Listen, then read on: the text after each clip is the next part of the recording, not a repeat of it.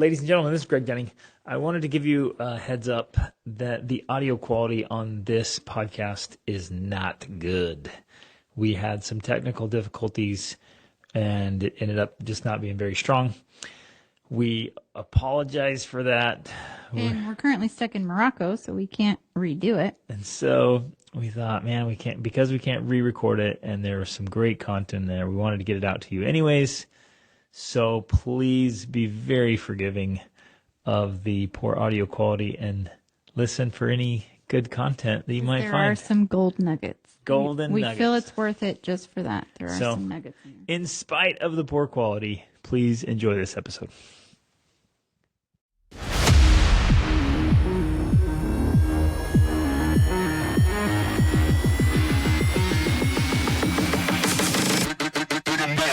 Ladies and gentlemen, welcome to the Extraordinary Family Life Podcast. We are your hosts, Greg and Rachel Denning.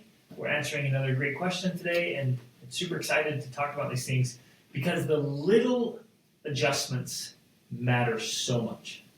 The 1%, the 2% adjustments, the little refinements make such a big difference. And people might be skeptical. I used to be skeptical. It's like, oh, how can such a small adjustment make such a big difference? But then once you get into it, it's in your own life, and then especially with coaching now, I get to see it in so many families, like make this little adjustment, that little adjustment, it makes a huge difference, massive difference. And it's easy to be skeptical and to hold on to your methods, but remember, if you hold on to your methods, you're holding on to your results. So if you don't like your results, you have to question your methods. And I think that humility and openness to experimenting, the willingness to just try different things. We get so married to our methods. We get married to our ways of doing things, and then we complain that it's not working. Well, because you were saying to me the other day that essentially because you experience this in your coaching, many people really suck at self-awareness. Yep. Like they think that they are self-aware, but then as you dive into details with them, because, Jordan Peterson loves to say, which I hate this kind of saying, the devil's in the details, like the actual difference is found in the details of the small interaction, the way you say it, the body language, the tone, the timing. We think, oh no, that can't really be the case. But from our own personal experience, as well as the experience of working with lots of clients, we know that is actually where the biggest differences can be made in the smallest little changes of details. There it is right there. The difference is in the details. Exactly. Oh my goodness. Right. That could be a book title. Yeah. The difference is in the details. And so, it really is. Yeah, and so while people often think they have self-awareness, it's by increasing the levels of their self-awareness and noticing all of the tiny details in interactions and thoughts and feelings and all of that begin to make the biggest changes for the family dynamics, the dynamics in your marriage and in your parenting, and getting the actual results you want. So that's why we love to talk about this and bring it. And the other thing is bringing it from all these different angles. That's why we go off on all of our tangents, because we're trying to help you see as many different viewpoints as possible, because ultimately what that's doing is developing networks in your brain. Like it's literally, the more you're exposed to mentally, emotionally, spiritually, socially, physically out in the world, the more neural connections that are made in your brain. And as your brain makes more neural connections, it becomes more developed, and that's how you become a better person, a better parent, a better spouse, by having a more developed Which brain, essentially. I like the word capable, because if you look at a brain that has 1 million neural connections and you contrast it to a brain that has 100 million neural connections, which one's more capable? Okay, wow, that's amazing. And there's so many pathways. And what's cool about this, I hear this all the time. People who listen to our podcast, and they're like, oh man, that one thing you said, and it was a long time ago. Like this one little thing, you mentioned this one thing, you told this one little story, and it just stuck. And so, and often I don't even remember. Right, exactly. Right. I don't remember saying that, or I was like, that was a long time ago. but whatever it was relevant at that time, and so And made that grabbed hold. connection. Yep. That made And then that they use it. Yeah. So they take it home and they're like, yeah, I started, the way we do meal prep is differently. The way I discipline is different now. The way I do my exercising is different because you said this little thing, this little passing remark, and I grabbed hold of it and it made a difference. Right. And in that, I want to share just one example that I had this week. I was with a coaching client, and in this instance, she said, "Look, I was being tactful in my responses." I was like, "Fantastic! That's great. Tact is one of the elements, but in this particular instance, timing also mattered." And so I wanted to share that principle because even if we're doing the right thing in the right way, if we don't do it at the right time, it still won't land. And it's so frustrating because you're like, wait, I did the right thing and I did it the right way. I had really good tact. I'm like, yeah, but if the timing's off, then Or the tone is off. or the tone or whatever, or the relationship is off. If my relationship with you, Rachel, is not in a good spot, then no matter how tactful I am, Or how good your timing is. and my tone, I was like, it's this, and it's not going to land. If we're disconnected, it's not going to have the same effect. And so, that's another key element because if you don't have, and that's going to relate to what we're talking about today, I think as well. If you don't have that connection with your child or with your spouse, even if you're doing the right things, it's not going to have the same effect because you're missing that emotional capital, right? Like we love to talk about the emotional bank account. If your bank account with that person is empty, it doesn't matter if you do everything perfect, saying the right things, doing the right things. It's not going to have the same effect because your bank account is drained or in the negative. So again, another key element, and that's why we keep doing this podcast. That's why we keep talking about these things again and again and again, because we want to help you see the entire picture from every angle possible, up, down, north, south, east, west, like everywhere, so that you can get a view of it, and so you can start to get those connections in your brain of like, oh yeah, this is the piece I was missing right there. Plug it in, and now everything changes. So, man, that can be so. Well, it's so empowering and so exciting, but it can also be so frustrating.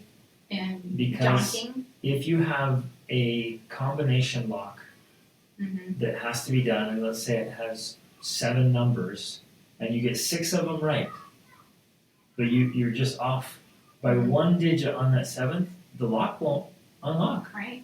No, it's true. And you're like, I'm doing everything. And I love this. I'm glad you came up with this analogy because that's beautiful. I think that's exactly what it's like. Parenting well, having an amazing marriage, it's like trying to open a combination lock. And you can be doing most of the things right, but if you're missing something that's a key element, the lock's not going to open. And you'll be like, I've tried everything. I'm doing everything I can. And yet we're like, well, wait a second. And that is the benefit of coaching because you're diving in with them deep, like, okay, let's go through all the combination locks and see what you're missing. And then when you get that one, that's when it opens everything up. That happens every time. Like, okay, what about this? Oh, good job. What about this? Yep, great, yep, good. Wow, good job. You're nailing that. Wow, good. Wow, you're doing so well. And they're like, why am I not getting results? Oh, it's the last number. Yeah. And you're only 1 digit off. Just roll that thing a little bit and you got it. Yep. Exactly. And that's what makes the difference. Because otherwise, if you keep doing the 6 numbers right and you're just off on the 7, you keep doing it, the resentment builds. The drain on the relationship accounts, the irritation. There's and hopelessness. Finally, this is explosion or implosion and terrible outcomes and real suffering. And it's like, oh, you were so But I was close. doing all the things. Yeah. Right.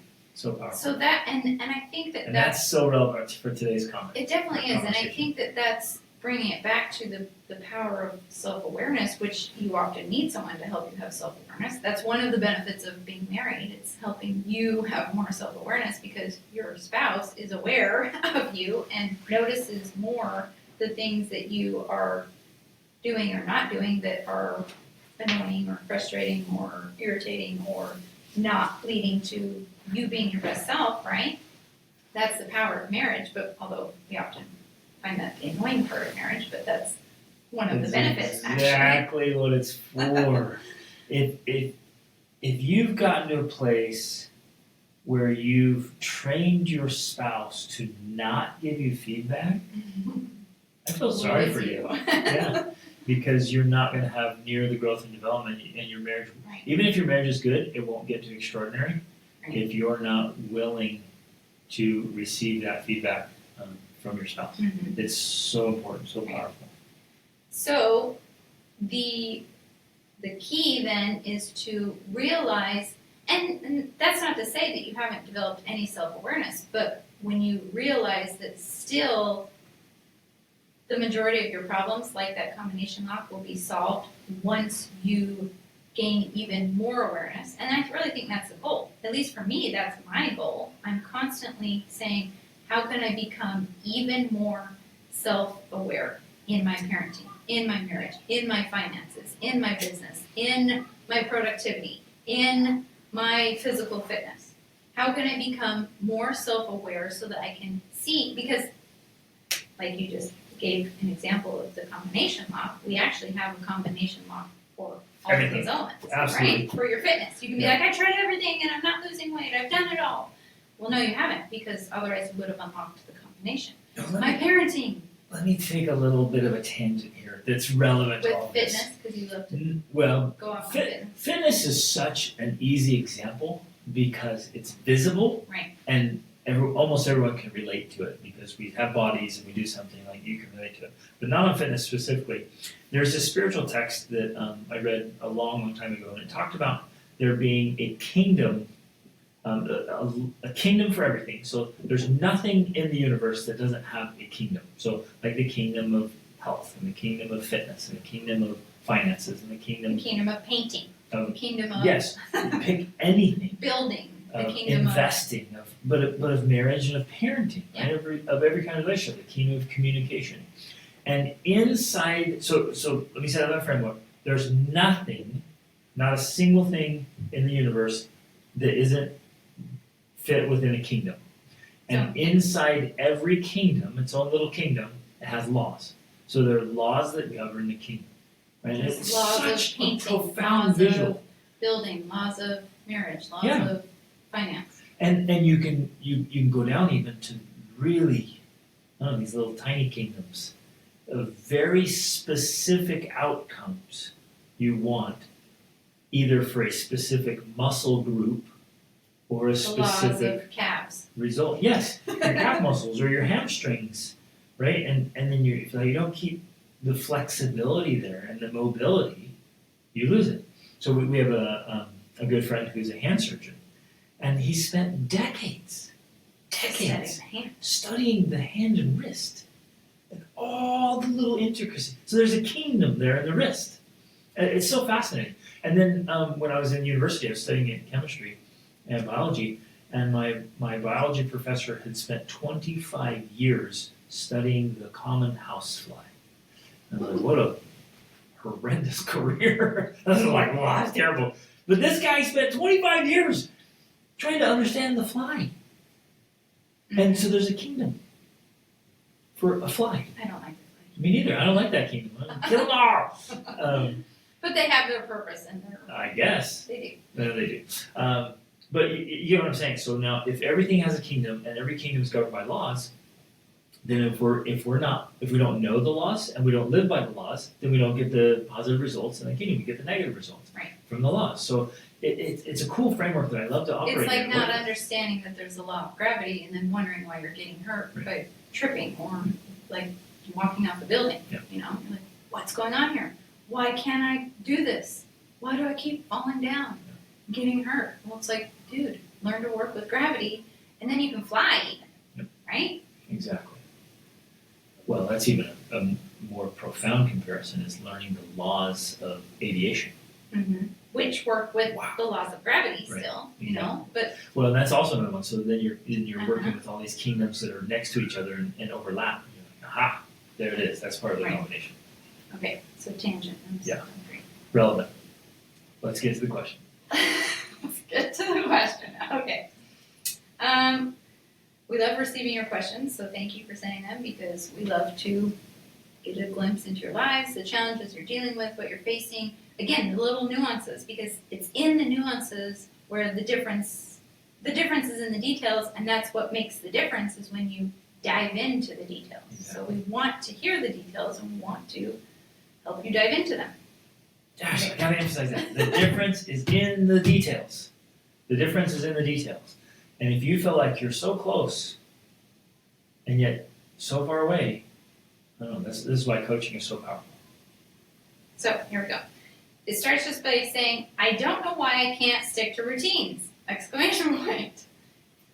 Would you say routines can be different for different families? I hear different people say to work before play, and that's what kids need to learn as well. Wait, okay, we gotta pause. So it starts off by saying, I can't stick to routines, which is inaccurate because everyone has a routine. And everyone is sticking to their routine. Right, yeah. What's accurate is I'm having a hard time creating a new routine. Yes. And sticking to a new routine because what you're doing is you're doing a great job at sticking to your old routine. You can't not have a routine. You can't not. So there it is. There's a kingdom of routines. And everyone has routines, and whether they're aware of it or not, or conscious of it or not, or whether they consciously established it or not, or they're just doing it by default, everyone has a routine, they do the routine. Like, that's how the human body works, that's how the brain works. Like, you literally can function subconscious. without that. Yeah, there's no way you can function without routines. So, you might not be the routine you want. Truly great at sticking to routines. Like, you were designed and created, your entire biology and psychology is created around routines. So you're phenomenal. Every human being listening, you are absolutely phenomenal at sticking to routines. You're just sticking to the one you don't want. Well, or the one you just have.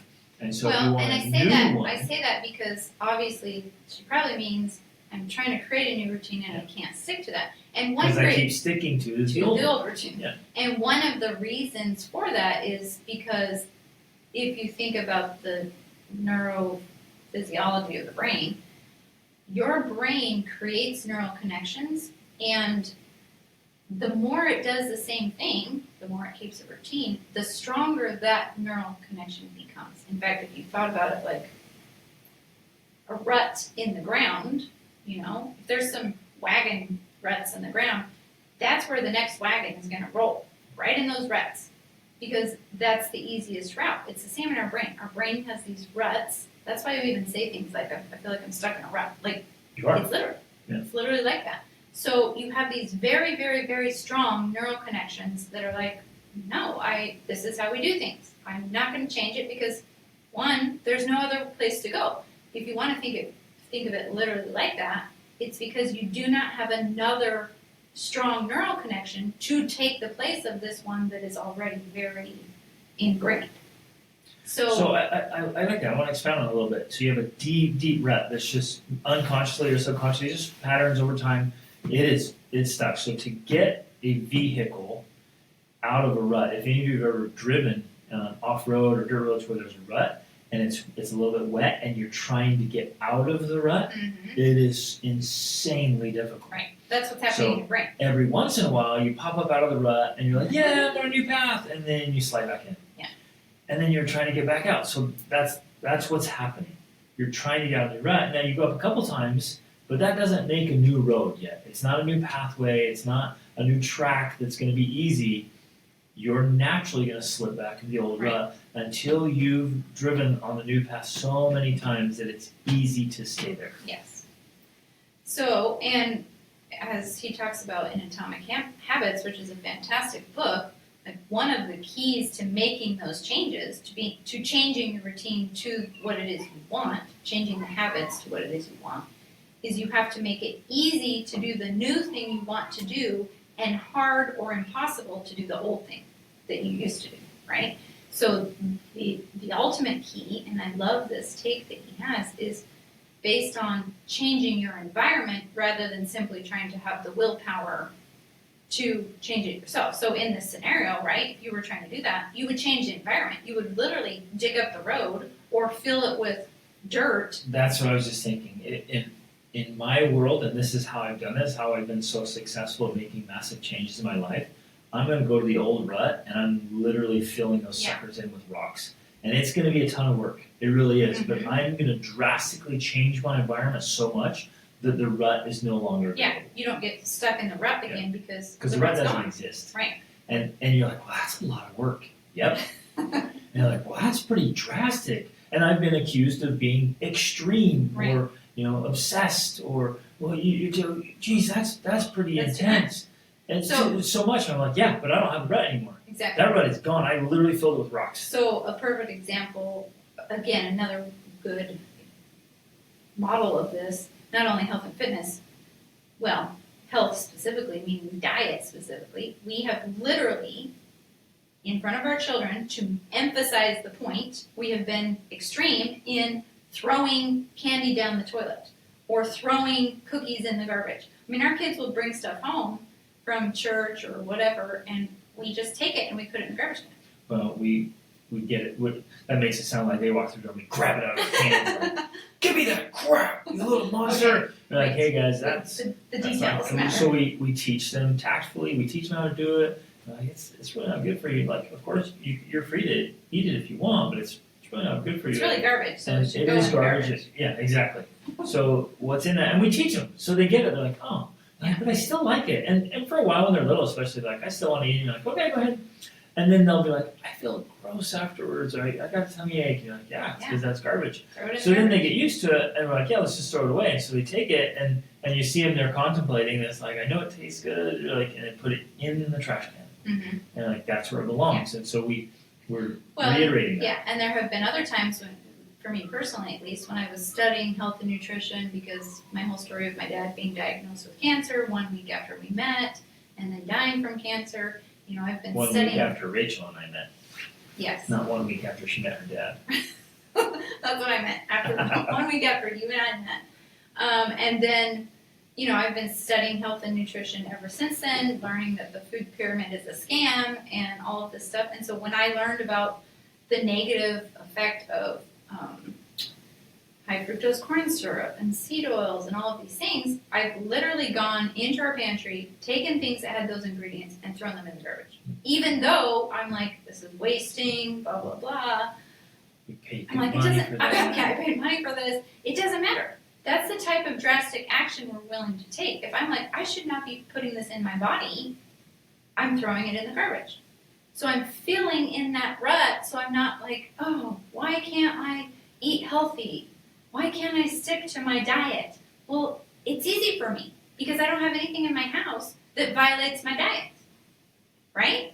So that's the kind of stuff we're talking about. Like, you have to change your environment, and then you don't have to use willpower. I'm not going to buy Oreos and then be like, dang it, why can't I stop eating Oreos? Well, I've got them in the house. That's why. So it's so much easier to not buy them than to bring them home and not eat them. Right. That's what we're talking about. That's what we're talking And about.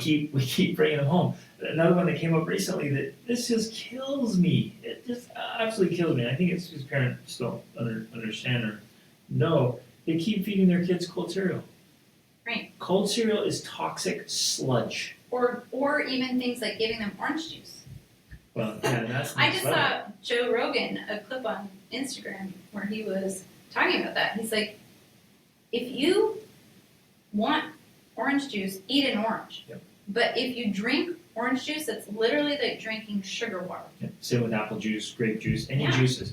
But So- we think we're giving our kids healthy things Right. by like, no, I get them. I buy the healthy cereal, so I buy like just the bran flakes, which are designed to kill testosterone in men. Literally, that's not conspiracy theory. It was straight up conspiracy from these guys who wanted to kill testosterone. To reduce libido, Kellogg's to keep and Graham. the They wanted libido like- down. They yeah. wanted sex drive to go away. They wanted to make the world a better men would place. be less sexual. And so they poisoned people through food.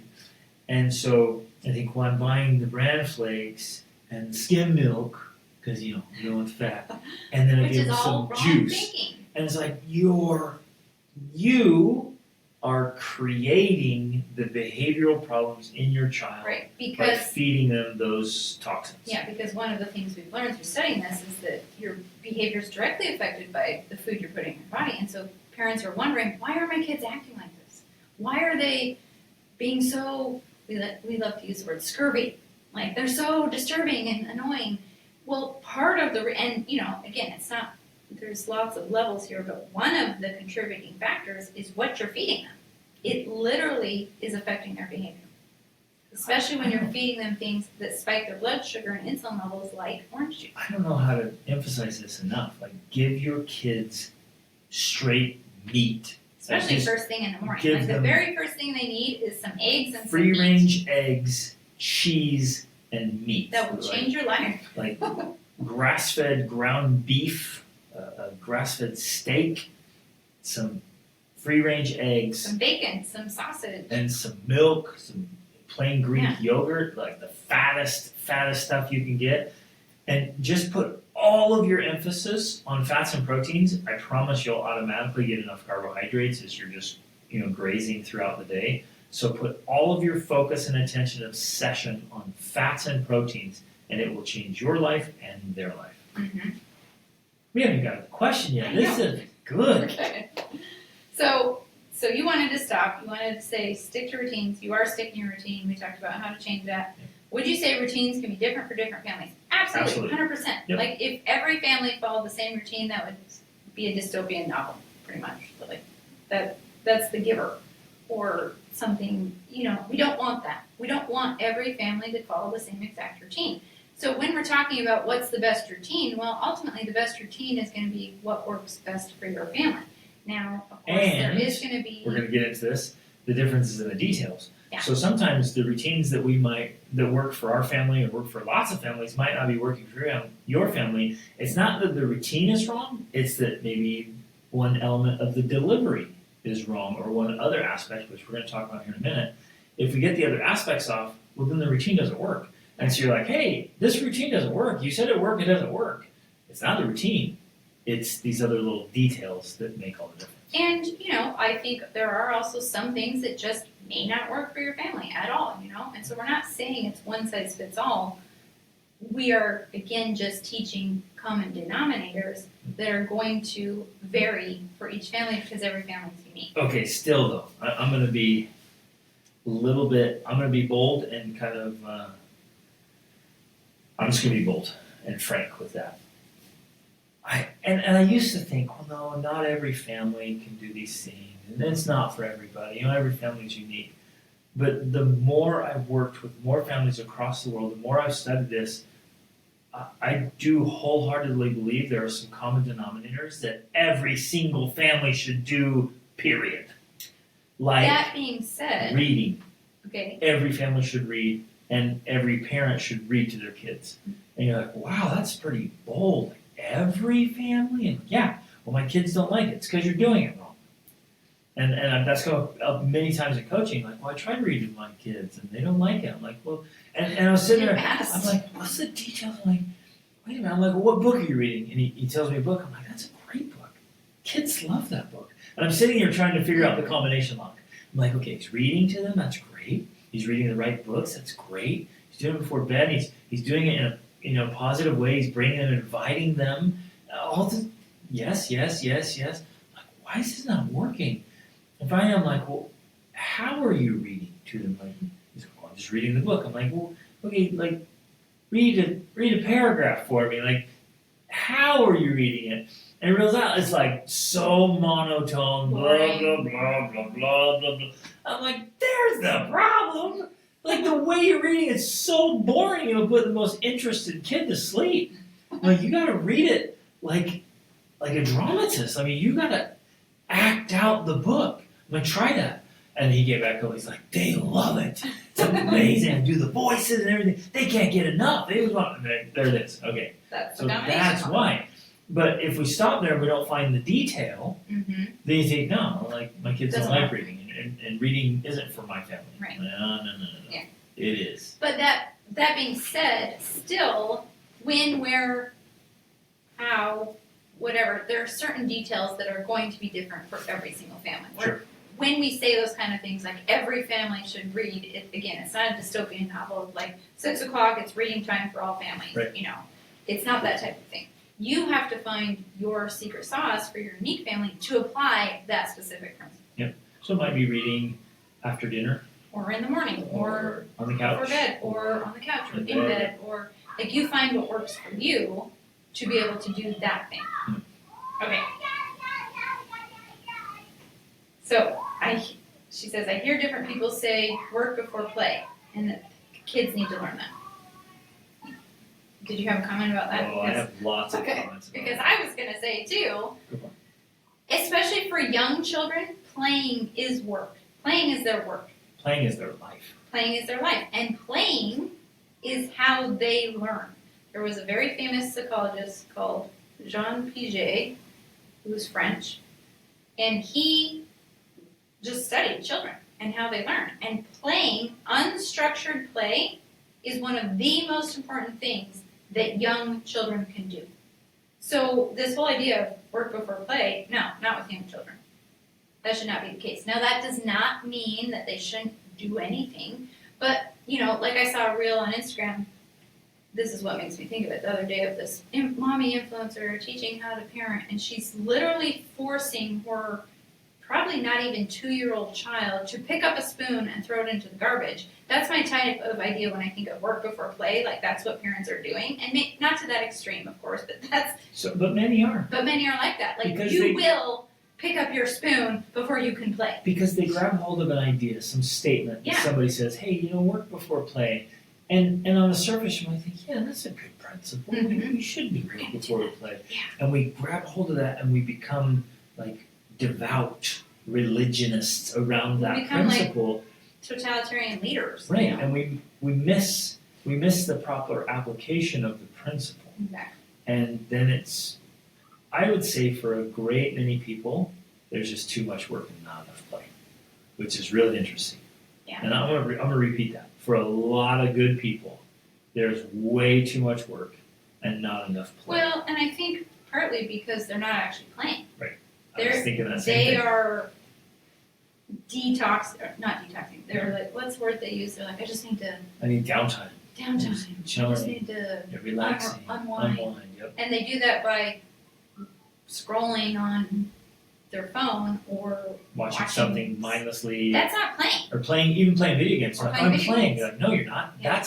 That's virtual playing. Right. Like all you're doing is like wiggling your thumbs. Like you're not playing. So watching sports and playing sports, Very different totally things. different. Right. Playing That's a why video game one and is now called having watching and one is called playing. right, and then having a real adventure, totally different. Right. Like you watching some Bear Grylls thing It's and cool. you going out backpacking are very different things. Yeah. And so you get very different results. Most people are not playing enough. And then the irony is then they're still taking this principle and being like, well, I'm going to make my kids work before they can play, when what a child really needs is unstructured play.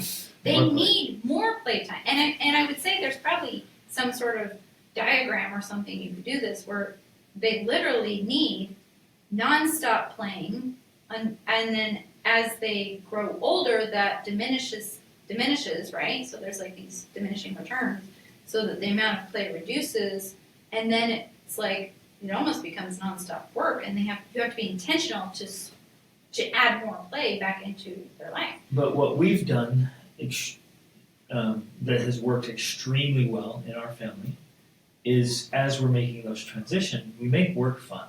Yeah.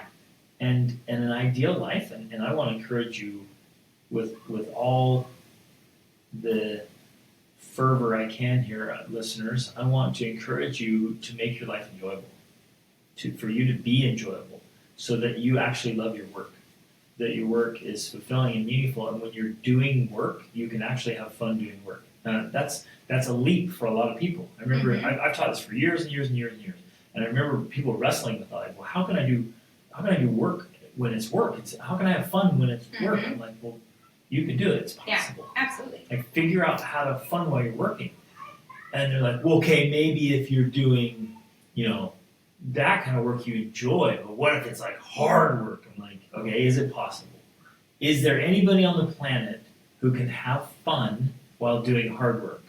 And they wrestle with that and like, well, yes, I guess hypothetically it's possible. I'm like, well, if it's possible, then you can do it too.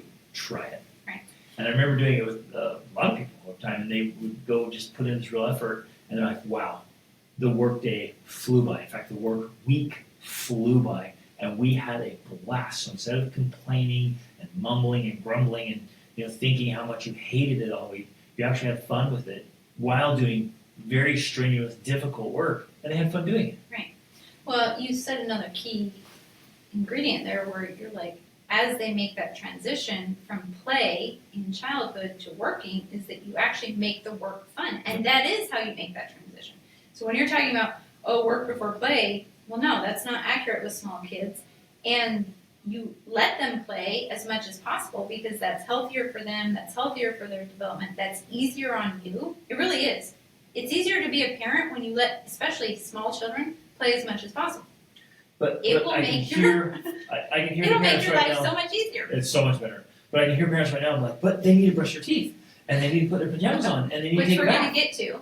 and they have to clean up, and they have to learn responsibility because I don't want my kids not being responsible, and so we kill their childhood Yes. And we because we're so yeah. afraid they're not going to be responsible adults. Right. And it doesn't work like that. The more you allow them to play while they are young, the healthier they are going to be and the happier they're going to be. And the easier it will be to help them make that transition to responsibility, to work, to adulthood. Because Okay? they got to be kids. But part of how you do that, going back to what you said, is you turn work into play. So you begin to help them work by making work a game. You make it fun. You put music on. You dance. You do it with them. You literally make it fun. And that's how they learn to start working, and they learn to like working, which is what you want them to do. Right. And again, I have all these voices because I've worked with people for Yeah. so long. I can hear your voice in my head. Like as we're talking about some, you're like, but they've got to learn that sometimes you just do things you don't like. Right. They've got to learn that life is just hard and you just do it anyways because it has to be done. And to you, sir or madam, I want to invite you to question it. And question that fixed mindset. Challenge it. Really? Truly? Yes, Greg, of course. Does life have to be miserable? There are things you just, it's just a grind? I think, for the most part, people who really embrace that mentality, it's because they themselves are not very pleasant or happy. Mm-hmm. They're not very jovial, and they have these fixed mindsets. And so they've chosen, kind of probably by default, unconsciously or subconsciously, to be grumpy and unpleasant and gritty, like, I hate this and I just have to do it. This is part of being an adult, just doing these miserable things. And I'm like, it's not the thing. It's you, sir. Because I think it goes back to what you were saying before, that yes, there are definitely things in life that you may not want to do, but it needs to be done. But when you learn to change your approach, to change your mindset about it, then you actually can learn to do it without feeling upset, Exactly. resentful, angry, bitter about the fact that you have to wash the dishes again, and that you'll probably have to wash the dishes again every day for the rest of your life. You know what I mean? Like you instead learn to be like, okay, I'm just going to embrace this. I'm going to make it a joyful part of my routine. Or I'm just rather going to than choose something to be I- joyful about it, even Yeah. though it needs to be done. Right. This is one of the superpowers that I've developed, deliberately developed over years. Is I got into doing very hard, very painful, very challenging things, and I kept questioning myself: is it possible to be happy while doing something that's insanely difficult and unpleasant? And sit with that. Is it possible? Yes, it's possible. So I'm going to try practicing it. And I had to work on it for a long time, but now I can be in just grinding, in pain, suffering through some kind of challenge, some kind of difficulty, some problem, whatever, and still be pleasant and jovial and joyful. And I've got to a point where I'm going to smile, I'm going to have fun, playful conversations while I'm suffering. I've taught my kids to do this. So while we're out doing something insanely hard, some adventure in the wilderness. Yeah, we're climbing huge mountains, and frankly, often carrying other people's packs, right? Teaching myself and my kids, like, hey, we help out. We come in such a condition that we can carry other people's loads. And while we're doing it, we're smiling, having fun conversations. Nobody can know how much we are, our bodies are hurting, the muscles are burning, because we're just carrying on a fun, blast conversation like we're just having a stroll around the park. Yeah. And it's totally possible to do. And to expound on that a little more, so there's not this Mary Poppins or Pollyanna view of it. I know that on that specific trip, Summit Day, you're vomiting. Oh, wow. My son's vomiting. He's got At that point, cellulitis in his legs. I have been vomiting for 3 days. Okay, right. Yeah, Vomiting for and 3 days. The other two of our children infection. that made it to the top, they told me how hard it was and how miserable it was. Worst thing they've ever done? Yeah. Hardest thing they've ever done. Hardest thing they've ever done.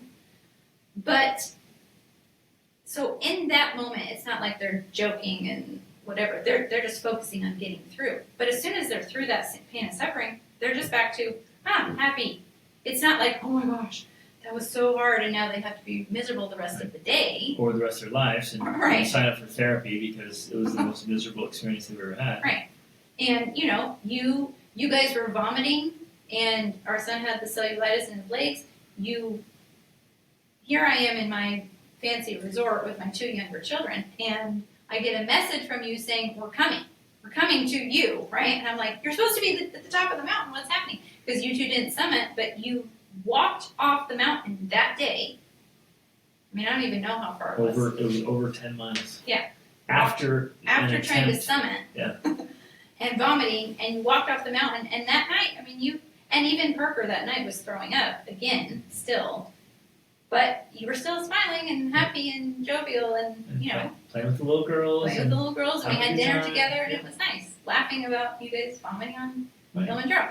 So it's like, yeah, the suffering is real, and it's there, but you can still find the joy in it. Now, obviously, there are times when you're meant to be grieving. You're meant to be sad. Absolutely. We're not talking about like when your brother died. Right. You didn't make a joke out of that. Right. There is There's- a real time for real sorrow. For real mourning, Yes. for real anger, to fill the whole spectrum of emotions, yes.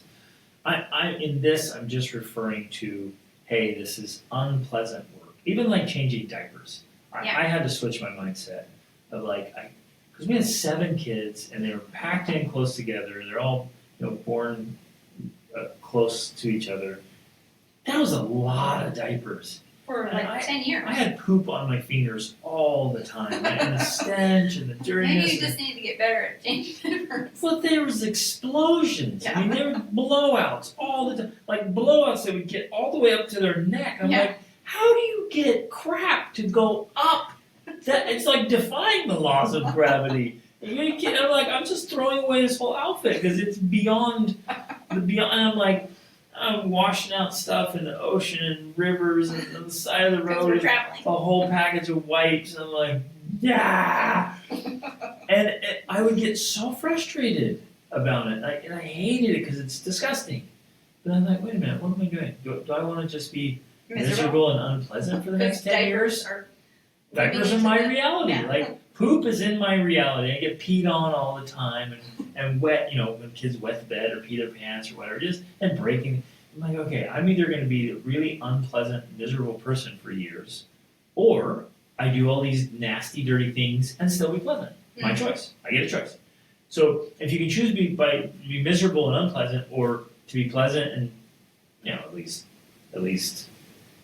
I don't know, happy. At least whatever. neutral. At least neutral. Well, why would I choose to be miserable? Suffering is inevitable.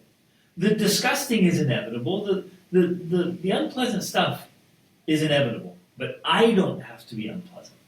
Right. And I And think that's that the it's just because we're taught or we learn through conditioning that it doesn't work like that. Like, if you're suffering, you're supposed to be miserable. It's almost like you're required. Like, put on your suffering face because it's suffering time, Put on the long face. Put on the diaper changing face. Let people know how much you're suffering.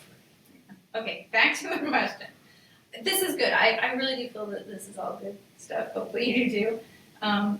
Because it's important for us to go through all these details and scenarios. So she goes back and she says, work over play, we talked about that. I've been playing with my son first thing in the morning. Now in a different email, I think she tells me that he's 7. Okay, perfect. So, When except the no, first time a very kid first comes thing- into consciousness, like they often want to go right into play. Great. That is great.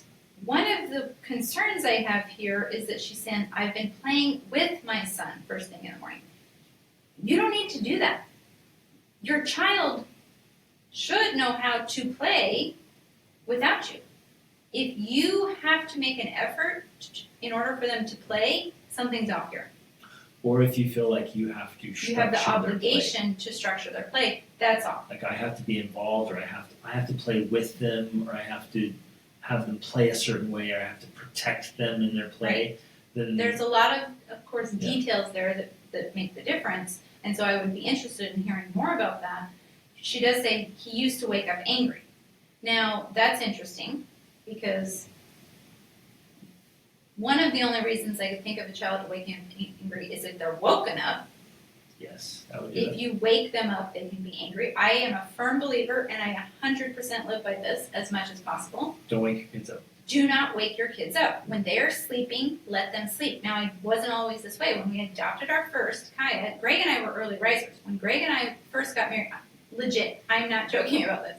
When Greg and I were newlyweds, we would get up together at 4 a.m. to read and study together. We were total nerds, and we would do that. And then I thought when we adopted our first, I'm like, I'm going to train my children to wake up early, so I'm waking up my baby at 6 a.m. every day Same. to get into the habit. Because That is one of the stupidest ideas I've ever had in my life. Yes, because this is why we want our kids to be early risers, Yeah. right? That was We want our, our kids to be and we productive, and we happy. do. I want them to, but we thought let's train them from an early age. Yes.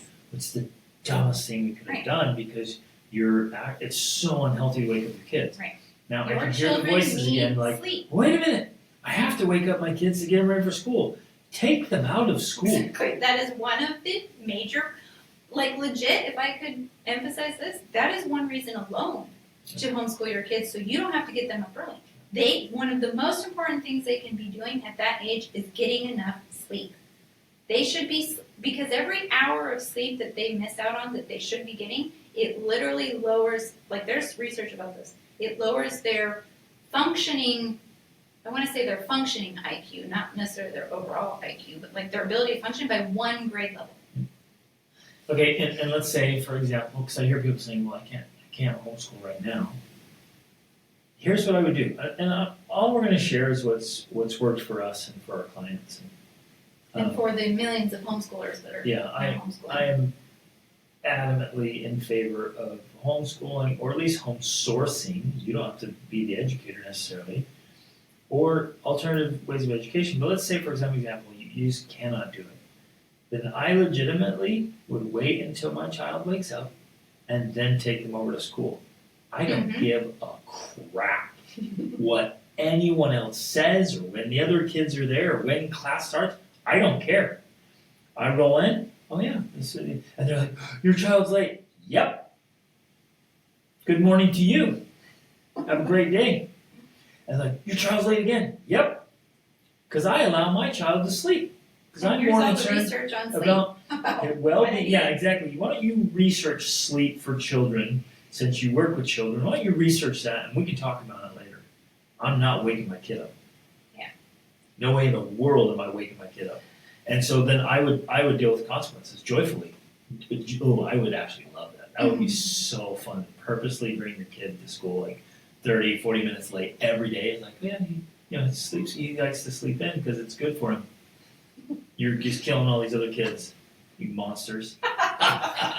You would enjoy that. I would love it because the research is there. Like all they have to do is like Google it and be like, "Oh, he's totally right. What are we doing? We should move the entire school schedule back an hour." Yes, no, it's true. It's totally true. And it's like in Spain, that's what they do. I think Right. school doesn't start till 10 a.m. or Right. something like that, Which is how it should be. which is how it should be. Okay, so she's playing with him at first thing in the morning. He used to wake up angry. So yeah, again, the details matter, but part of my guess is he being woken up And that's training. Kids, people do what they've been a trained to do. naturally healthy, I don't know how many times we can emphasize this. A naturally healthy child who has their needs met, which means sleep, food, connection with parents, whatever. A good, safe, Love, happy environment. Emotional needs met. Their natural state is happiness. Yep. They should not be waking up angry, and they shouldn't be angry throughout the day as long as their needs are being met. Now, this is not to be misunderstood because we had one listener comment one time we did a whole episode about meeting your children's needs, and she left like this 3-star review saying, well, when my children say that they need more screen time, I'm not just going to give it to them. No, that is not what I mean, okay? When I'm saying meet your children's needs, I'm not talking about the things they tell you they need. Well, I need some new clothes, and I need screen time, and I need some more friends candy. in my time. Yeah. That's not what I'm talking about. Just because they use the word need doesn't mean it's an actual need. I'm talking about legit Maslow's hierarchy of needs, mental, emotional, physical needs. That's what I'm talking about. When they have those things met, they're naturally happy. So if he's waking up angry, there's definitely something going on. Another thing might be, and depending on how he's been trained, quote unquote, he may know that as soon as he wakes up, he's expected to do something, and he doesn't want to So do that. then he wakes up to this reality he doesn't like. Yeah, he's angry. waking up to, I have to do something that I'm being forced to do, and I don't want to do it. So allowing him to play, and this is a good step if she's been playing with him, that's great. Any control, any manipulation, any forcing, any... I can see this happening. It's a symptom. If he wakes up angry, there's a symptom that something on a big level is off. Something's off in his world, and he doesn't know what else to do about it except get angry as soon as he wakes up, because he doesn't know what else to do. Yeah. Now, I can definitely see that this can happen, especially if kids are going to school, because they're waking up from a young age, like this one's 7, and they're being forced to do things they don't want to do, to get ready to go to school, someplace they don't want to be. And so, yeah, naturally, I can imagine there's going to be a lot of anger and frustration and tears and fighting. It doesn't have to be that way. Another reason we promote homeschooling. But, yeah, even if you have to take them to school for now, find a different way. Yep. You know, even because one thing I thought, and I don't know if you can do this in younger grades, but at least in high school, you don't have to have a first period, right? And so you just miss that period. That's what I'm saying. I'm going to skip it. Yeah. Oh, I don't give a crap. And we have to get to this point where we put our kids first. We have to be pushing back against the system in some way, because otherwise the system will remain unchanged. And now some of you listening are questioning our sanity. Yeah. And so we're inviting you, look around right now. See how it's working. Look how it's working. Okay, look at the whole system and see how it's working. We have an absolute crisis of mental, physical, and emotional health. Yeah, and social health. Absolutely, a crisis. It is a So serious, is it working? widespread No. problem. It is not working at all. Clearly, the evidence is against the whole system. Exactly. Everything they're doing is broken. And compare that to not only our own family, but lots of families we know where our children don't wake up angry. They're not forced to do something excited to be alive. they don't want to do. They're excited to get up. They're happy. They can't wait to start their day, and they're engaged in wonderful, exciting, amazing things. Like the last few days has been spent watercoloring. They've been doing, from our youngest to our oldest at home, oldest daughter, they're doing watercolors. Like there's so much fun and creativity and play and learning that's happening. Reading and listening to There's no audiobooks, and crying, they're doing there's their no studies. fighting, there's no anger. And there's tons of frustration. kids here staying at our resort right Yeah, now. exactly. And it's just unstructured play for hours and hours and hours. It's so awesome. Okay, and she says that she had heard some parenting advice was to play or have special time with them before you need them to cooperate with you. Well, that goes back to essentially the emotional bank account that we love to talk about. You do need to be making deposits into your child's emotional bank account if you want to make any withdrawals. And asking your child to do something, despite what many parents think, that is actually making a withdrawal. If you ask your child to brush their teeth or you ask them to get dressed, that can be making a withdrawal from their emotional bank account. So yeah, you have to have a bank account there in order to have cooperation from them. So that is true. I think and this is where I wanted to get into one particular principle for this entire conversation. We've made all kinds of tangents here that fit, but this, what I'm about to say is the whole thing. Your demeanor as a parent, as a person, your emotional state is the energy that is generated and radiated in the home and family and in the relationships. So if my demeanor is off, if my state is off, if it's low, if it's negative, if it's serious, if it's grumpy, if it's blah, that's what radiates, and that's what the kids pick up and absorb and then model. Yeah. So even if I'm checking all of the boxes, they'll magnify it too, and or they'll take it in a different direction where you kind of, well, I know I should do this, but they don't know that, so they take what the energy you're giving them and they go somewhere else with it. And you're like, I didn't intend that, but that's what you gave them. So if I'm checking the boxes, so I hear some parenting experts say, you should play with your kids. And I'm like, okay, I'm going to add that to my to-do list. Play with child. And so you go and you're like, let's play. But you're still miserable, more resentful about it. Like, I irritated. don't have time to play right now. And I've had the opportunity to speak on a lot of stages, be keynote speakers, do presentations, seminars, webinars, and I love to ask people what their predominant emotion is, because we're trying to find out like what's your state on a given week or a given day. What's the honest emotion you feel most of the time? For adults, it's irritation, frustration. That's the most common answer. Like if I'm totally honest with myself, I'm irritated or frustrated most of the time. That's very, very true for moms. Mm-hmm. Moms, if they're not really conscious and aware and self-aware and they're not deliberately choosing a better emotion, most moms, and well, dads too, that's her, grumpy, angry, irritated, whatever. But they're operating in a state of irritation. Mm-hmm. So if your unconscious emotional state, your demeanor is mostly irritation, even while you're checking the play box and do the chores box and brush your teeth, get ready box, what you're radiating is irritation. Right. Well, And how does that show up in your kids? Sometimes anger, sometimes resentment, fighting, bitterness, dejectedness. Uncooperation. Yeah, exactly. Well, and the other key to this, because I know a lot of moms are like, but I'm very good at managing that. I'm managing my irritation. I'm managing my frustration. And we're like, okay, great. But that's like wearing a mask. Yeah, that's not really the point. We're talking about, you're using this word demeanor, you're talking about like your essential way of being, or like how you're actually feeling and what you're actually radiating. So if you're controlling and managing your irritation and frustration, that's very different than actually feeling happy. That's symptom management versus cure. Exactly. So we're talking about literally getting into a positive state rather than being in or managing and controlling a negative state. It's a very different thing.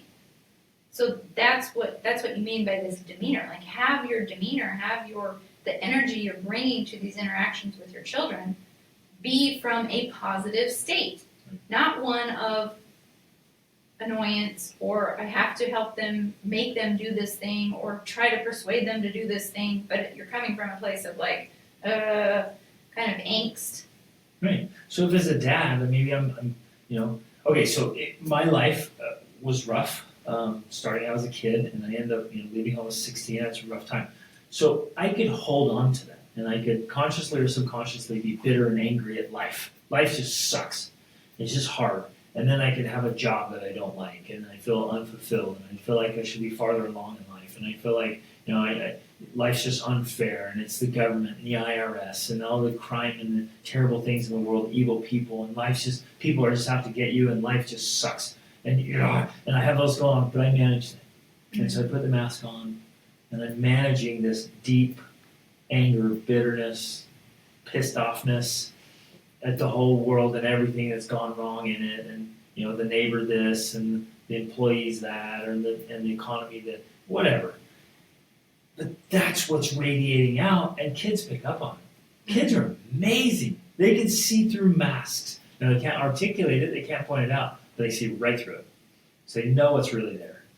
So, and the reason I brought it up right at that moment, because if I go with that demeanor, that true state, and from that space, even if I put on the show or the facade, and I try And to do and ask say all the them right things. to do their chores, I'm still doing it from my demeanor. I cannot get away from who I am. So Well, this is Parker Palmer, That's what I was going to say. Parker Palmer, The Courage to Teach. Yeah, he has a great book about that, and he says You essentially, teach what you are. and I think that that's 100% true with parenting or with being in a marriage. Like, you cannot get away from that. So all of your interactions, regardless if you're doing or saying the right thing, So profound. you can't get away from who you are. Yep. And so you are essentially radiating who you are, and that is I would be bold enough to say that's probably the primary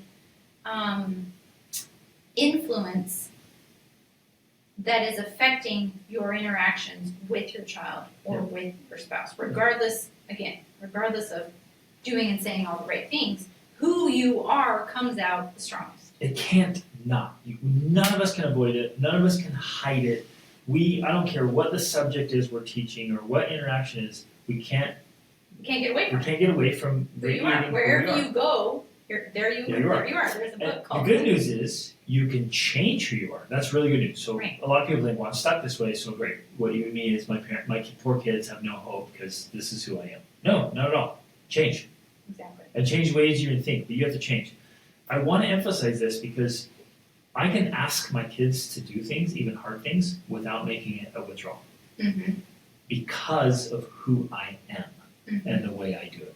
And because of the emotional bank account balance you have with them, Well, right, as an effect of that. right. But I have huge deposits, but I can even make asks and I can even make demands. I can even sometimes correct them and simultaneously make a deposit instead of withdrawal Mm-hmm. because of how I roll. So I can ask them to do work and to get things done without being a drain.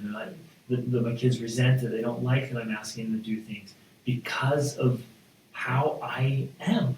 Mm-hmm. And it's so important to emphasize that. Like I can get my kids, and I've always greeted my kids every single morning. I've done it since we adopted our first, so it's 22 years. I greet my kids with enthusiasm, a smile, excitement for life. So they've learned to wake up and woohoo, another day of life. Yeah, and that's another good ingredient here. When we're talking about children waking up angry or, making these deposits in order to ease cooperation later in the day. I mean, that is something I would say we have done.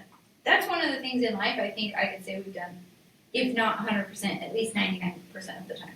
Like, every single day that we are in the same house as our children, right?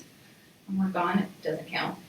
We greet them in the morning with a hug and a kiss. And a smile. And a smile. Enthusiasm. Like, hey, it's a new day. It's great to see you. Day. Like, that's something I don't think we've never not done. Right. And that's made a huge, again, when we talk about the details and the nuances and the things that make a difference, you might think, oh, that's not a very big thing. Wouldn't really make that big of a difference.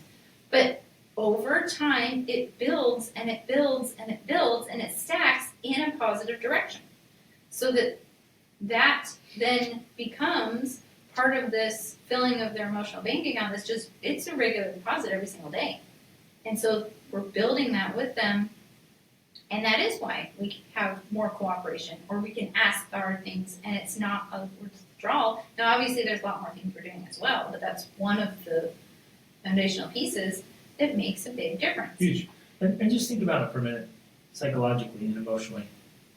When every single day of your life, somebody is excited to see you when you wake up. Yeah. No, and Somebody it's cares true. about you and they're like, oh, you're awake, come here, give me a big hug. Yeah. Yes, I love you, good morning, how are you, how'd you sleep? And it is. It's that approach. And so that becomes the way of being, of interacting with our child, where we're legitimately, because we're not faking, excited to see that they're awake and It's a new day. it's a new day. Now, I can understand that, because I do remember this when I was younger, that sometimes I wasn't always excited they were awake. Because I'm like, oh, now interruption. Now my personal workload. time. Now my work begins. I didn't even get a break. But I learned to train myself to not allow that feeling to remain. I would quickly process that and be like, no, I'm glad to be a mother. I'm grateful to be a mother. I'm grateful to have this work. I'm grateful that my child is awake. I'm grateful my child is alive. Like, whatever I have to use to bring that real feeling of gratitude of like, no, I'm glad to see them. Right. And then what you said was so important, Rachel, because you didn't try to mask it. Right. You I didn't wasn't say, just oh, covering I'm it. feeling Like, resentment and dread. I'm going to mask it real quick for them. You didn't say that. You said, I'm going to remove that feeling and replace it with a genuine excitement. I'm going to do whatever I have to do to change my state and demeanor so that I can engage in authenticity. Exactly. Right. But if our children wake up and immediately we have some sort of battle with them, especially because as this goes on, there's a few things they need to do before breakfast, which this is something we teach, right? But we need you to understand that there's a lot of details in this. When we're teaching these types of things, and I know it can come across because people come to stay with us, and we just expect you guys to be like hardcore, no fun, Like do the drill work. sergeant, Right. military We're camp like, okay. family. That's not who we are. They need to brush their teeth before breakfast. They need to do the morning routine. She says it's still something he likes to rebel about. Especially because he's a little boy. Right. I mean, that's normal. Your daughters will do that way more easily than your boys will. Yeah. That's just the nature. A little boy wakes up and he's like, I have to clean myself and make my bed. What is this? Yeah. Our older boys still do this, and they're like 14 and 19. They're like, brush my teeth? Yes, you need to brush your teeth. You mean I have to shower more than once a week? Like, yeah. But it's the nature of being a male. Exactly. It's there. So you have to make it more fun. Right. Make it joy, make it playful. Like, yeah, go do it. And again, how you invite them to do it and then how you insist that they do it, delivery matters. Tact matters. The emotional state matters. I can totally correct my kids and I can hold a firm boundary in such a pleasant way that they don't even know, what's going on. Well, like, wait, am I being corrected here or I'm having some quality time with dad? Like, what's going on? And there still can be some discomfort or some, a little bit of wriggling from the pressure, so to say, mentally and emotionally, right? But they know that even though you're serious, it's done with love and we can still have fun with it. Like, we can have fun about, pointing out where you need to improve. And you and I try to do this too. We'll often playful be like, haha, yeah, you need to get better at that because that sucks, right? Like, come on here, babe. We can make it playful while still offering that correction or that feedback. Now, the critics will say, no, these are serious things. And if you want your kids to take it seriously, you have to be serious. And you have to, be angry or upset, or you have to say harsh things, or you have to, again, you have to be serious because it is serious. Again, we just step back and say, well, look at the evidence. Look at the proof. You're serious about it. Is that working? Does that mean they never do it again? Do they never, your little kids, they never make the same mistakes because you told them with your angry voice? Did that work? No, it worked for a little bit. And they just did it because they're afraid of you. Right. So we can get the results and we have the proof. We have the results. Results online. You can discipline and correct and teach in a pleasant way, and they will get it. Yeah, and it does require some experimentation because the way you do it is different than the way I do it, and vice versa, and the way another parent's going to do it. We're not saying you have to do it exactly the way we're talking about, but we're saying experiment with it. Instead of thinking, I have to do it this certain way, and it's not working because you're not getting those results, or it is, quote unquote, working, but it has the cost of emotional distance with you and your child, then try different things. Experiment with including, like we're talking about, playfulness, where you can find a way to get the results without damaging the relationship. Either playfulness or pleasantness. Yeah. Just figure out how to, I guess that's my big invitation today. figure out how to do all your parenting with a pleasant demeanor. It's As much so as much possible. more enjoyable. It's easier. Your children are more responsive. Mhm. They're more likely to do it. They're more likely to want to do it. Well, okay, I've got to mention a caveat here though, because I think a lot of times when we say that type of thing, people are imagining gentle parenting where you never get after your kids. And I want to add that that's not the case. In fact, I firmly believe there are times when you really do need to get after your kids. But I want to emphasize that that should be rare. If you feel that you have to do that on a daily basis, something is wrong.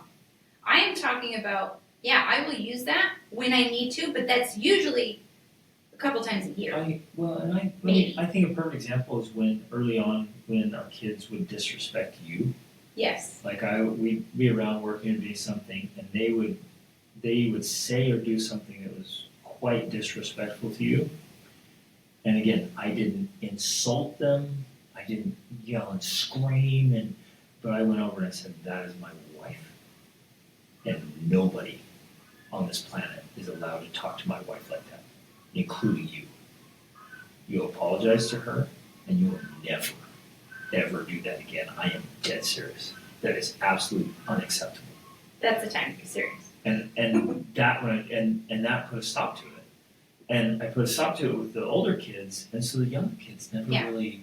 They just learned they haven't done it. But I think the reason why that's also more effective is because that's not your general way of being. You don't interact with them like that all the time. And so That may and have that's been kind once of or the twice per kid. Yeah. Period. And that's kind of the point I'm making here is like, yeah, most of the time we are going to engage pleasantly with our children. We're going to be playful. We're going to have fun. They're going to know we're serious. But they also do know that we're serious because there have been those times when we were like, no, this is enough. But that is rare because we so save it for when we really mean it and when they really have crossed a line. Which is rare. Again, is when rare. you're operating pleasant and you're loving each other and take care of You're all the making needs, those emotional deposits. things are good. Like the times they cross the line are so Yeah. rare, and they barely step across the line, so you correct them there.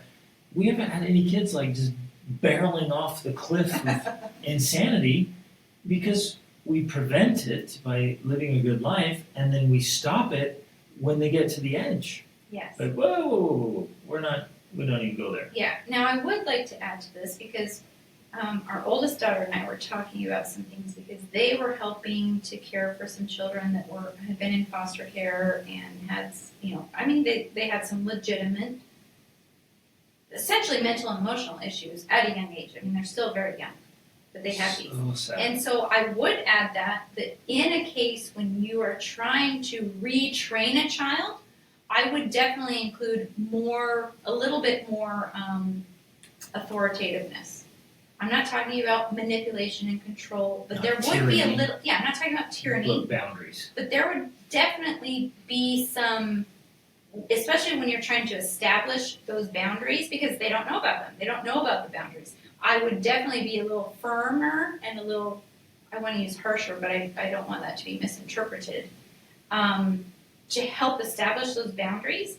But then I'm allowing this freedom. I'm allowing play. I'm allowing their natural inclinations to occur. And when they reach a boundary, I'll give them a warning like, hey, here's the boundary. And if they cross the boundary, I'm going to be serious about the consequences. But otherwise, I'm going to be like, no, go ahead. Here, play, enjoy yourself, be a child, right? So it's kind of this mix of this. It's not really gentle parenting because I don't want to use that. I feel like it can have such a negative connotation for people where it's like, oh, can I have permission to touch you? No, we're not talking about that type of thing. But May we I are. have permission to No, correct you? That's like No, the kind man. of stuff, right? No, I don't agree with And that. we even do this, you guys, just because of our lifestyle and we're having families in our world all the time. We even do this with other people's teens or toddlers or whatever. They come into our space or come into our world. We're like, hey, here's the boundary. And we set the boundaries. And we do it in a pleasant way that they're like, oh, yeah. Oh, And, okay. and they always thrive. From toddlers to teens, they always thrive in our space. and they'll come and stay with us for weeks or months, which has happened. We've been doing that now for 15 years, and they thrive. They love it because it has clear boundaries mixed with total freedom. Yes. And it's this loving, gentle, happy place. And Which I like it here. We talked a lot about it, and I think in our last episode about the fortress, talking about the fortress, and then, you hold the boundaries of that fortress, but within that fortress, there's a lot of freedom. Like, you pretty much get to decide when, where, how you do things within the boundaries of the fortress. So it is a very unique style, but it's one that's very effective because it's providing that space for children to thrive. Yep. Okay, just to close here, I think it's great. I think we've covered a lot of great things. But she's talking about, essentially, I think the routine here that's challenging her the most at the moment is she wants her child, and this is her oldest child, that's 7, still very young, and that's one of the challenges with having the oldest. You feel like they're so old. Only child, or are there young ones? I am not sure, but I think there are others, but maybe not. Sometimes an only child dynamic is challenging, Yes. and the oldest child dynamic is always challenging because they always feel like they have to do the most and carry the most load and be the most responsible. They just feel like they have this burden of being the oldest. Right. And there's a lot of truth to that, Mm-hmm. but there's also a great benefit to that. We don't have to burden them more than they already feel burdened just because they're Well, oldest. and as a parent, I know for myself that I viewed my oldest as being so old, even though now I look back at, our youngest right now is 7, and I think that's still so young. Yeah. And she mostly just plays all day, But especially now that she has friends here. But when our oldest was 7, we were 7 like, or 8, do this, we do had that, 4 other do, kids, do, babies, do. and we're like, "You're so big, you're so you should be grown up, taking yeah. care of all of these things. You should be able to cook, clean, and sew and iron already." And I'm like, "Nah, man, it's just tiny." Right. But it's hard to have the contrast because you have a little baby. They can't do Exactly. anything. Right. So she's trying to get these routine, and again, still, and that being said, yes, every single morning my 7-year-old makes her bed, gets dressed, and brushes her teeth. Like, that's just a part of her routine. She does that, and she's learned to do that. So it's possible to have, when I say she plays all the time, I'm not saying she doesn't do anything else. She definitely does. She has her routines. She knows what to do. She follows those. And I guess we implemented routines as a very positive thing, a very good Right. thing. So Exactly. I the think that was training the point. process to get into routines, we did it so pleasantly that they just wake up and do it now. It's automatic default. It is And automatic. they do it joyfully. So they wake up and before they even get out of bed, they're making their beds and Mm-hmm. they go in and brush their teeth, they change, they straighten things up. And it's just part of starting a day. Right. And there's no grumpiness, there's no complaint, there's no drudgery, there's no like, why do I have to do this? They just get up and do it and they're happy to be alive and well, and we made the routine a positive thing. You always have to make whatever you want them to do attractive. And so back, because she's saying that he's rebelling against that. Well, usually when children choose to rebel against something, it's because it's their way of trying to feel some sort of control in their life. So I would look at that. I would back up and take a look. Like, how am I making my child feel that I'm controlling their life instead of them being in control? Because back to what you're saying, we did always make them feel like this is your choice. This is why you should do it. Here's the reasoning behind it.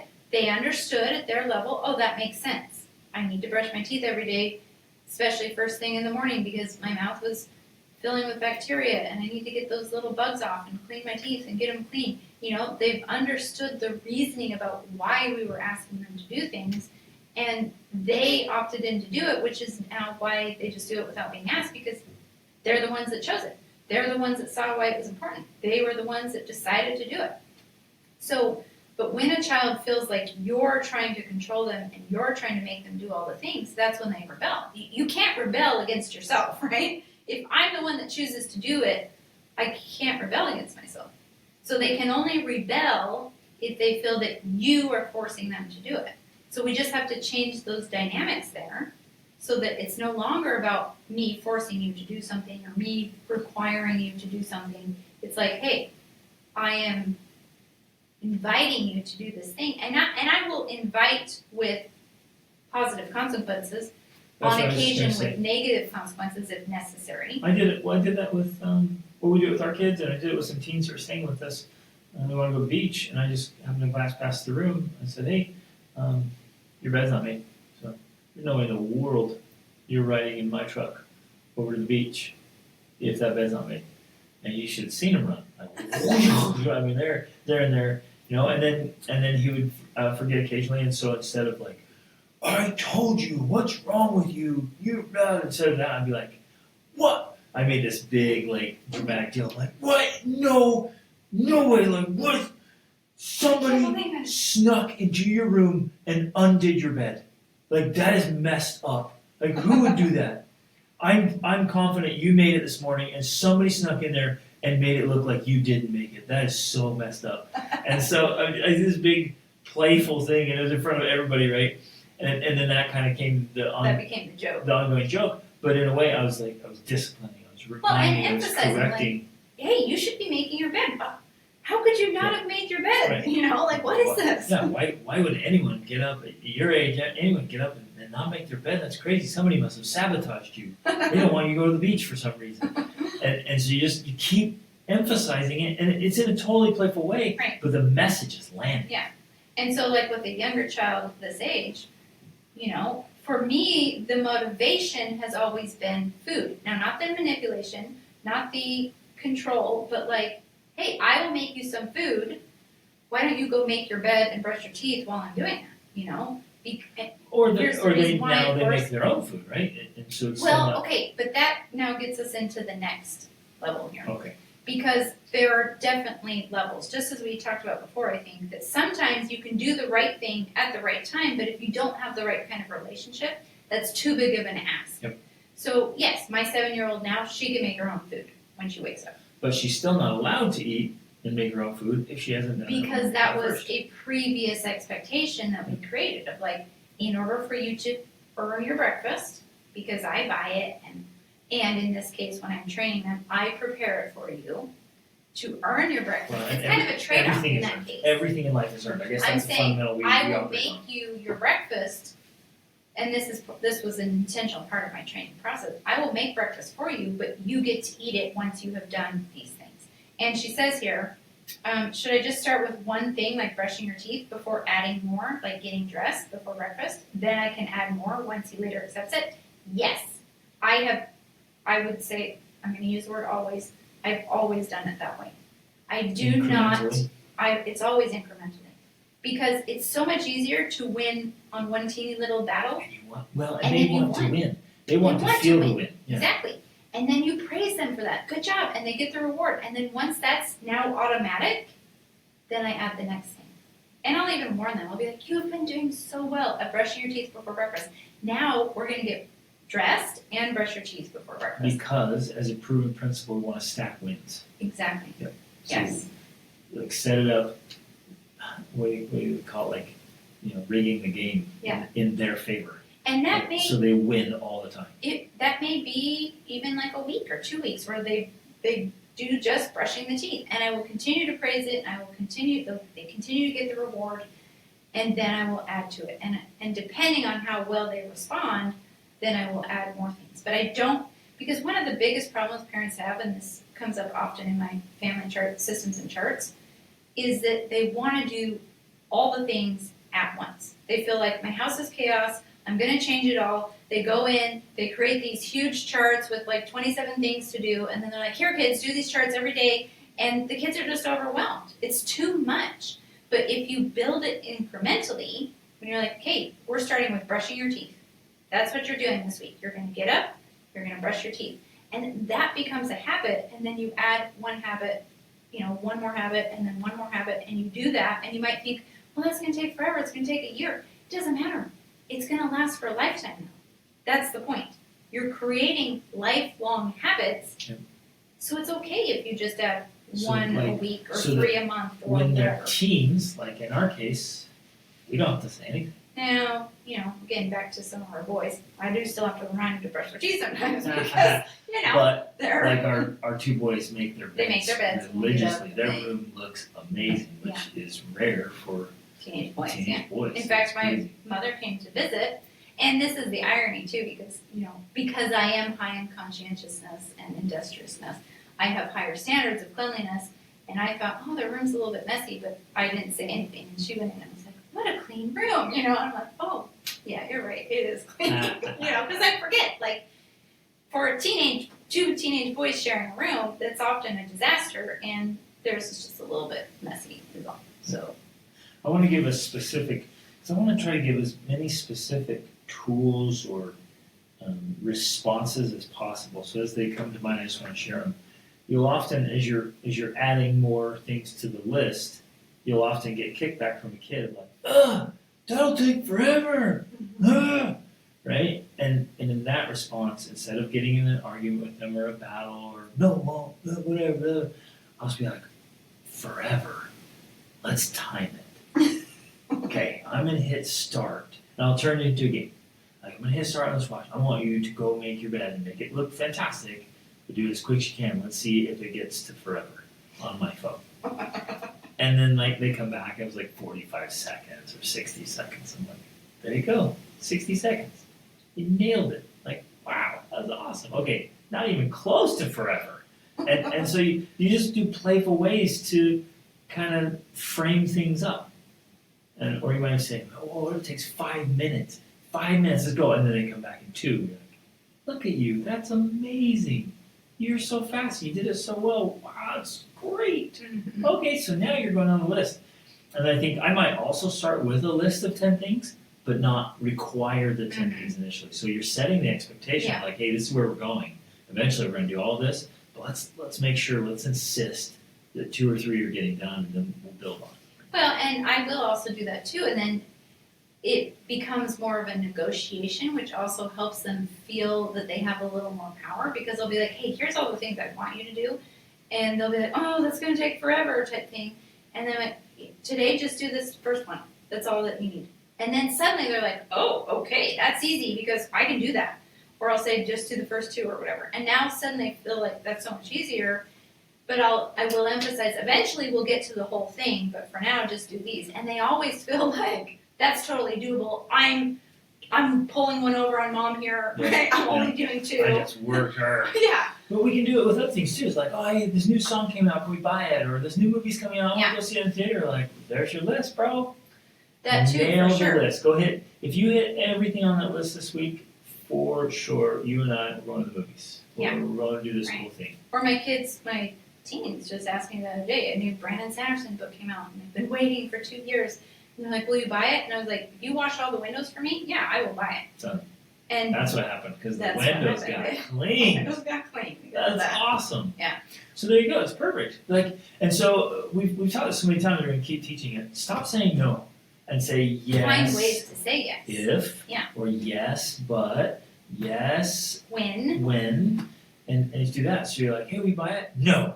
What do you think? Money grows on trees around here? I'm just buying you another silly fiction fantasy You book. don't even help me out. Yeah. You won't even wash the windows. Blah, blah, blah. Yeah. All you do is sit around on your book. No, I'd be like, yeah, of course. That'd be great. Let's have you're an exchange. switching the narrative. You're switching the energy. You're changing it around. You're making it a positive environment instead of a negative one by focusing on what they want included with what you want, and then it's like this win-win. Yeah, and you're teaching them. Always, always, always teaching them. You're the mentor. Well, that's our new parenting course that's coming out. It's the parent mentor. You're constantly mentoring. But everything in life is earned. And I think one of the greatest disservices that many moms do, it's more of a mom thing than a dad thing, is moms, in order to think they're being good moms, do way too much for their kids. Way, way, way too much. They're making all their meals. They're doing their laundry. They're waking them up. I'm like, no way. If your kids are, I don't know, well, let's say teens specifically. If your kids are teens and there's something that they need to be up for, they need to wake themselves up. And you think, no, I'm going to help them. I'm going to make sure they're not late. So literally, you're stepping in and preventing all the natural consequences. That would teach them lessons. They would learn the lesson. You're like, no, but I'm paying for that. Or blah, blah, blah. They're going to be late. So How else are they going to learn? And they this will is why never learn as long as you, mom, keep doing it for them. that's why they go away to college and end up having all these consequences because mom's not there to do it for them. And they're just completely incapable and lazy as teens. And a lot of moms are like, well, they don't know how. I'm like, well, let As them well go as that. hungry. Let them go hungry for a couple of days. Guess what's going to happen? They will learn how to cook, and they will. Bam. And again, we've had teens come stay with us for a long time, so they'll kind of be like, "Oh, I don't know how to cook." I'm like, "Well, whatever, go hungry," and that's my response. I'm like, "Well, go hungry." They learn how to cook. They all of a sudden they're figuring out how to cook something, make something delicious, and then you see them making this amazing meal, Yeah. and you're like, "Look at you go, 13 years old and rocking something amazing." Or they'll come and be like, "Oh, I don't have any clean clothes." I'm like, "Why?" "Well, they're all dirty." I'm like, "Why?" "No one washed them." I'm like, what? No one doesn't live here. What in the world? Is that like some little gnome that comes around washing your clothes named no one? Like, what in the world? Who washes your clothes? You dirty them, you wash them. Like, I don't know how to use nothing. a washer. Go Go naked. figure it out. Like, what? I'm like, I don't care. Like, well, I have nice clothes. Then you're going in your dirty ones and you'll be embarrassed. Well, my clothes stink. Then you're going to stink. We're going to go meet this new family, this cute girl, and you're going to reek. Natural consequences, sucker. And so you let them have the natural consequences, all of a sudden, guess what? They learn how to use the washer and dryer. And they keep on a schedule, and they take care of themselves because you stop taking care of them at appropriate ages, incrementally. But man, it just kills me to see good moms, wanting to be good moms, doing too much for their older kids. A little side note there. Okay, that it? I think Lots. that's it. Yes. Lots of awesome sauce today. Okay, love you guys. Thanks for listening.